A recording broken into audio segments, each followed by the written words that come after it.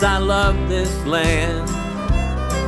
It takes my breath away.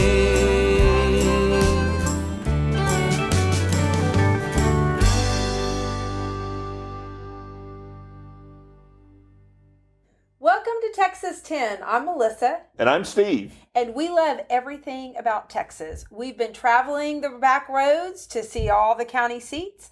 And today we're going to talk about something that I think is very Texan. Rodeoing. Right. I like the rodeo. All right. All right. Great start there, Melissa. Thank you so much. Okay. So it is like as Texan can get. I think one of my favorite Texas songs is Amarillo by Morning, which the great George Strait sings it, and he talks about all the experiences that a pro rodeoer might have. And it just, I mean, you just think about Texas when you hear it. Right. As a little girl, I remember rodeo days. I grew up in San Antonio, and we always had a big rodeo and stock show, and you got Friday off and had a big trail ride. I was never on it, but I always dressed up. But I remember going to rodeos, and rodeo has just grown over the years. And so I was talking to Steve when we're trying to come up with kind of these culture segments, and I thought, we've got to talk about the rodeo. And we've got a friend, Robert Ellis, who knows about the rodeo, and he also rodeoed. Okay, we're going to work on your verb. Thank you. All right. And so, Robert, thanks for being here today. Before we get started, just talk a little bit about how you came to rodeo. And I think it's probably a pretty similar story. You know, a lot of rodeoers, but just sort of how did you end up in the rodeo world? Well, I mean, just kind of the way I was raised. Born and raised on a ranch, Walnut Springs. Of course, we did all our cattle work on horseback. Mm-hmm. From there, you just learned to rope, and had a rope in my hand since I was 3 years old. Wow. Right. And so that's one of the interesting things. I mean, rodeo is an athletic event. They're great athletes, but it is all built, with the possible exception of bull riding, it's all built out of skills that were necessary for ranching. Is that right? Correct. All right. Yes, sir. All right. So you specialize in roping? Yes, sir. All right. So before you talk about yours, just run down the different events in a rodeo for us. Well, there's barrel racing, calf roping, team roping, steer wrestling, saddle bronc riding, bareback, bull riding. Those are your common 7 ones you're going to see if you go to any rodeo in Texas. Okay. And so those are 7 events. And let me check myself. So barrel racing, is that a male and female event? Strictly female. Okay. Yes, sir. And so just this may have changed over time. The other events, how often do you see female competitors? Not in like PRCA pro rodeos, but there is the WPRA, which they do compete in every event. I didn't really know that. When did that start? Bull riding included? Yes, bull riding included. No, I've got to see a woman bull ride. Yes, they are Well, very. I'm glad, because I was going to say no, they are very the rodeo talented. is a bit sexist, but You're wrong. there you go. Right. I am wrong. Right. So Yes. Right. So one thing that we've done is we've gone to the Cowgirl Hall of Fame in Fort Worth, Texas. And so on Texas10.com, if you're looking for things like that, and one of the things that we have on our field guides at Texas10.com is when a county has a rodeo, it is always listed as an event that you can go see. And if you're thinking about being in a small town or even a larger town in Texas, I would encourage you to figure out when the rodeo is going to be there and take in a little bit of rodeo. Absolutely. Right. So one of the things that's interesting to me about the rodeo is if you go to the Heart of Texas Rodeo, and we'll talk about that a little bit, but really any of the rodeos around, you see great athletes, including world-class athletes that are at the top of the rodeo game. Tell us a little bit about how that works. Well, cowboys and cowgirls at rodeo, they'll go anywhere. I mean, you can be I was at a cowboy church roping one day, and there was 2 or 3 world champions there. wow. You just It's a little different than golf, so you've got great golfers, and they're probably not playing a small muni track and right. But that's what you're saying is if you go to, and I think they can accumulate points. Or tell us a little bit how you get to the big show or whatever. Show in Vegas. Yeah. To get to the NFR, you have to be a PRCA member, which is Professional Rodeo Cowboy Association. They have series of rodeos all throughout the United States. There's a lot in Texas. So they have to go to these events, and it's not so much a point system, it's how much money's won. Okay. All right. So they go to all the PRCA events they can go to. I mean, they can be in Texas one weekend, and they can be up in Idaho the next week. All right. So but you're always adding to your purse for that year, so you can qualify for the NFR. Well, we were in Cleburne recently, and they have a rodeo the first week of June every year, and it's in PRCA. That's it. PRCA. PRCA. Right. Yes. Exactly. So, okay, well, I want to hear about the event that you competed in. Well, it started calf roping when I was younger, and it's a individual sport. Like the only team sport is team roping. Okay. But I started in calf roping. Right. So for the uninitiated, what do you do in a calf rope? Basically, you're in the box, calf's in the chute, you nod your head, you go, you rope the calf, and you're tied onto your saddle horn. So you'll have to step off the horse, run down to your calf, flank it tight, throw your hands in the air. And that's when the band goes, da-da! I always love that. All right, and so it seems to me, so the skills that are involved in that, right? So you have to have horsemanship, right? Yes. Eye-hand coordination. That's. I mean, how often did you have to practice so you can you practice for years. Right. When I was practicing, my dad told me you will not sit on a horse until you rope the dummy 100 times in a row without missing. Wow. Okay. That all was right. hardcore. Yes. Man, Right. So no wonder you were Yes. good at being Well, you have a to learn, roper. just like shooting a basketball, just like throwing a pitch. You have your form. You have to learn it. So, I mean, it's a sport just like any other. So, So are there rodeo coaches? yes. All right. There are. Okay. And was your dad your rodeo coach? Yes, he was. All right. Figured as much. Yes. All right. So then you graduated to, after calf roping. We don't graduate Well, from Yeah. I it. mean, well, you moved on to. Well, I you did- went into team roping after I graduated from Tarleton State. Kind of got my career going a little bit and decided to go into team roping, which was, it sounds the same, but it's not. It's a So what's the difference between a team rope versus a calf you rope? have your header and heeler. One's designed to rope horns. The other one's designed to rope the back feet. Okay. So you working with a partner. All right. So it's a little different. You're not, because you, like everybody says, dally off. This is where you do it at, because you're not tied on. So you would rope, dally off, and then Say that off. again? dally off. Dally. Dally Dally off. off. Okay, now I'm not sure I fully. So when you say dally off, what are you talking about? After you rope, pull your slack twice around your saddle horn, Okay. All right. and then it pulls tight and you go.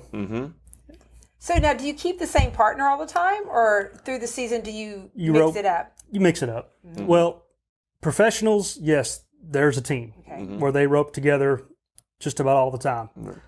Lower levels, little jackpot shows, just wherever you kind of rope with whoever. That's one of the good things about team roping is you kind of rope with everybody. So tell me the difference in the personalities of someone who's going to rope and someone who's going to ride a bull. Depends on who you talk to. Everybody's got their own personality. Just depends on the whole work. Right. Professionals, I mean, these guys, this is how they make their living. Right. They're going to be a little more intense when it comes to roping. They're going to be a little more intense when it comes to bull riding. Everybody's got the stereotypes. Bull riders are this way, ropers are this way, just like anywhere. But at the end of the day, we're all kind of the same. Right. Everybody, Well, we were all raised the same. We all Right. kind of so I would guess almost everybody was raised on ranches or. or they don't have to be raised on ranches. Of course not. They were just raised in that way of life, Okay. which is Right. more the Western way of life. Right. And so, so now when you got out of college and you were doing this. I mean, most of these occur on the weekends, right? Yes, sir. And so, did you just travel around Texas? All right. Most of the time, I didn't travel far from Waco. Okay. So, give us an idea, like what happens around Waco in terms of. There's lots of little jackpots on the weekends. Where So, you said jackpot. You've used that term a couple times. it's mainly just team ropers. So you'd go there, and there'd be what they call 100 teams, which is 50 ropers, 50 headers, 50 heelers, or sometimes you did both. You roped head and heel. Okay. So you'd go there and you'd be there for the day. All right. 2 rounds and a short go for the fast times coming back. Okay. And so that is a jackpot would be something that's not the full rodeo, doesn't No, have sir. the whole 7 events or sort of thing. Normally those are just kind of at an arena where not expecting any spectators. Most of the time it's just family members or Right. friends wanting to just come watch you rope. So Okay. And there's prize money involved? yes, there is. And it's your own money, right? Yes, sir. You do have to pay an entry fee. Okay. Every rodeo you have, you have to pay to play, so to speak. So, Okay. So one thing that's interesting, because there's not a lot of athletes that I can think of that have to bet on themselves like that. Well, as a matter of fact, it's outlawed betting on yourselves in many events, That could get you in but that is trouble. part of rodeo, isn't yes, it? you're putting up your own money and to make your money. So. Right. That's why George Strait said they took my horse in Santa Fe or they took my saddle in Houston, right? He'd run out of money in terms of, okay. So you roped and you rodeoed for Tarleton State, right? No, I did No? not. No, You did not? No. I had a choice: either continue rodeoing or go to school. So I decided I can always rodeo after school. There you so go. no, I was not on the Tarleton State team. But how long about did you try your hand at From, I believe I started really calf roping at 10 and kept going until I was 18 and then picked it up after college at 24, 25 and then continued into my 30s. Right. So then that moved you into your current career where you manage the Extraco Event Center here in Waco, which hosts the Heart of Texas Rodeo. So you are the guy who kind of puts together the rodeo part of it. Me along with about 18 other people Right. out there. It's a So tell us what it takes to put together a rodeo. Where do you start? Exactly. All right, Where do well, you I start? want to know about the animals. Okay. So, I know we actually have a friend whose wife is a barrel racer, and she's on the national circuit. My niece did a little bit, and she talks about, or, I've heard that she's got several horses, and so barrel racers bring their own animals. But then I know, like when they're doing the Broncos, Rough that- stock events. yeah, that's it. That those are not their animals, obviously. So where do you get the animals that? Those come from stock contractors who their job is to raise and bring all the rough stocks. The broncs, the bulls, they raise them, train them, bring them up, and they provide them. They do that for rodeos all throughout Texas, all throughout the United States. So remember when we were in Dublin, I was just Texas? gonna say Yeah, that, right. yes. There was in Dublin, Texas. There was a fairly famous rodeo a long time ago because they had a reputation for having the best rough stock. And eventually, I think in New York, they heard about it and they wanted to do a rodeo in New York, and they would train them all up to New York to do that. So I would guess. And you hear about, what draw did you get in a rough stock event, that plays a lot in, Yes. Right? So you were telling me off camera, though, about the rough stock, and my impression of, you go to the rodeo and you see the bucking events and you just say, those are just crazy, wild animals. And they'll always say, "Oh, they've got Bronkin Twister. Right. He's a tough one." But you were telling me something that I just found fascinating about those animals and making the point that they're athletes and trained. They are. Now, tell us a little bit about that. Well, I mean, they are trained, they are athletes. They are just as much part of the rodeo as the cowboys and the cowgirls.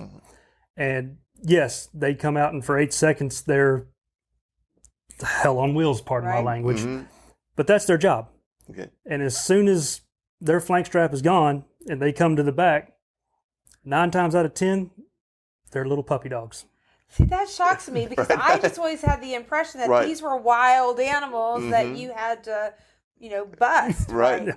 That's and I mean, I guess it does make sense if they would be broken, right, at some point, and from watching the movies and whatnot. But they turn it on for their 8 seconds. They do, and they that know. is just fascinating. And to that's me. why Bronc and Twisto or whatever, they'll have a reputation. Right. At every rodeo, Right. there will be one. Oh, he threw, and Yep. and if he holds on, that's really impressive. So, do you get more points for I know it's based on how they get them to ride, bronc, and I know the rougher the ride, if they twist more, but are there certain animals that if you draw that animal, you're going to automatically get more points, or is it still based on the ride? It's based on the ride. It's on a scale of 100 points, 50 points for the rider, 50 points for the animal. So some animals, just like some people, are more athletic than others. So yes, the more buck a certain animal has, the higher the score potential they have. Of course, they could also have a bad day, just like we have bad days. Right, where they're just not into it. Yes. They're not going to do it for you. I've seen that too. Right. So that makes sense to me with the horses. We saw the craziest event it was what outdoor rodeo It was was? in Fairfield. Fairfield. And it was people from the audience who may have been drinking a little bit too much beer pay to go and play a poker. Yes, you pay to do the bull poker thing. Yes, you have to pay an entry fee to do it. So you pay like $100 or whatever, and then you sit there, and the last one standing with the bull charging at you is the winner. I mean, I would never do that. It was crazy. We saw a guy get tossed. But so these bulls are supposedly trained. Then, I mean, they also go after the people. So tell me about that. Sometimes some animals just have a little more attitude than others. So they pick the like I said, 9 times out of 10, they're puppy dogs. All right. There's always that one. Even the bulls. Even the bulls. Well, that kind of spoils it for me. Well, and Now, there also is different breeds, like the Mexican fighting bull. That is, they're designed, they're bred for that. That's when you see a little more of those getting put into events like that. But those are more just kind of specialty acts in the middle of the rodeo. Right. With locals who aren't quite as bright as the rest of us. So maybe they're just daredevils.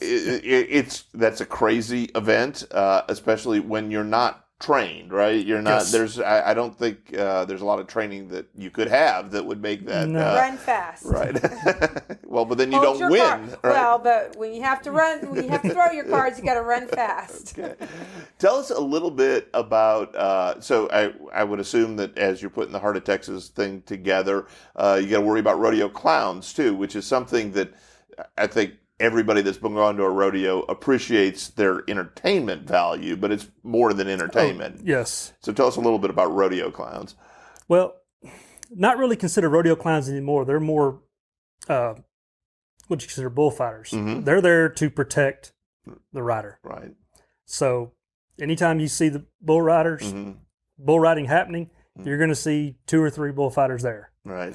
Their job is to make sure that rider gets off safe and is protected. And they will throw themselves in front of that bull to protect that cowboy. Right. I've seen it too many times. That's a lot of courage, because those animals, when you're next to them, they're huge. Holy cow! I mean, they're the size of a car. No, they're bigger than a car. Right. 1,000 pounds, 1,500 pounds, 2,000 pounds. Wow. I mean, they're not small animals. No, they're not. That's why there was an orthopedist that I had to go to once in Dallas, and he cares for a lot of rodeo guys and girls and cowboys and cowgirls, and he has a whole hallway full of pictures, and he has a story for every person of which bone they broke and which one he treated. So it's crazy. Putting the rodeo together, what do you do about medical staff being there? We have an EMT on staff. We also have a veterinarian at the facility during the rodeo. In case, one of the animals goes down, there needs to be a vet there. Right. There's also the Justin Sports Pro Medicine Program that works hand in hand with the PRCA. They are normally at every rodeo, every PRCA rodeo. So if a cowboy or cowgirl gets hurt, they get immediate medical attention. And is that covered by their? I mean, they have like an insurance policy, or is that just something Justin does? That's just something PRCA provides. Okay, all right. So- Well, that's great. That's and probably needed. Yes, absolutely. I mean, it's no different than any sports team having their team doctors. That makes sense, and I would guess the risk of injury in rodeo is among the highest in terms of sports. And these guys and girls are also the toughest, Right. because I've seen them go down thinking, well, he's done for the rest of the weekend, and they're back the next day. Yeah. They can hardly walk. That's what kills me is they get, backed off, and then they get up, and it's like they can hardly walk to the side, and they'll do it again. Right. It takes this unique individual who wants to do that. So thinking of the Heart of Texas Rodeo, it's certainly not as big as the Houston Rodeo or, So how do you recruit athletes to come to our rodeo? Like anything, money talks. If you have a big purse, money they can win, they're going to show up. Okay. So where does our rodeo rank in kind of Texas rodeos? Not as big as Houston, not as big as Fort Worth. We're a pretty good size mid-size rodeo. I mean, we can compete with San Angelo, Austin, any places that size. They actually rodeo in Austin? Yes, they do. Okay. Yes, they do. I didn't mean that, Austin. No, they do have a very good rodeo they put on there. Yes. Well, then I've always wanted to go to the one in Belton over 4th of July. We've never done that, but it's on one of my rodeo bucket lists. Belton's a good one. Not as good as the Heart. And you were telling us the Heart of Texas Rodeo is the first full weekend, or fair. It's actually the Heart of Texas Fair, right? It's Heart of Texas Fair and Rodeo. Fair and Rodeo. Yes, Right. sir. Both of them. Okay. So, and the sir thing's getting to me. So the sir thing is getting to me. That's the way We're I was friends. raised. Okay. Yes, sir. I understand, but Okay. Well, that's another ranch thing, right? That's another growing up on the ranch thing. But it's the first full week in October, is that right? Yes, sir. Okay. And it is we have a great facility now for us. Tell us a little bit about the facility and sort of what makes it special. well, we have a Coliseum, which is built in 1953. Was remodeled in 98, 99, I believe. I could get my dates wrong a little bit there, but we have the Coliseum, which a lot of people are aware of. We also have the Show Pavilion, which is another arena, completely indoors. We have over 600 horse stalls with another covered arena. And then we have a new building, the base building, which is more for banquets, fundraiser, stuff like that. Also sports and entertainment. So I can go from having a horse show in one building to a fundraiser in another. And so that's the Heart of Texas. We've talked a little bit about the Heart of Texas Fair and Rodeo, but we in Waco will often notice at your facility, and not Heart of Texas Fair time, you drive by and there are horse trailer after horse trailer. And so Yes. what are sort of the other types of horse events that you have there? We do a number of different horse shows. Sometimes it's a breed show, like the paint horse shows. We do hunter jumper shows, which is the English discipline of riding. We'll do quarter horse shows. We did a llama show a couple weekends ago. Llama show. Yes, which was interesting, a little different. Ropings, I mean, in the ag world, you name it, we can do it. Right. Anywhere from livestock shows to sales to anything. Well, I love it. Talks about how he comes to Right. horse shows and shows his horses a lot. I guess, I don't know what he has, quarter horses or what. But I'm sure Lyle has whatever horse he wants. That's I'm true. sure. Rodeo is sort of the epitome of horse culture, I think, in Texas. And you talked about the Western way of life and whatnot. And I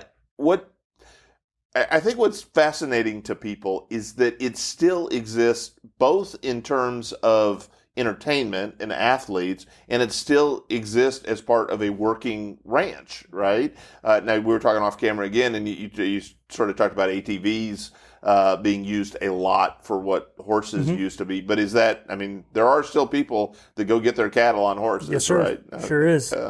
And I would guess it would be hard to convince somebody that let's trade this horse for an ATV.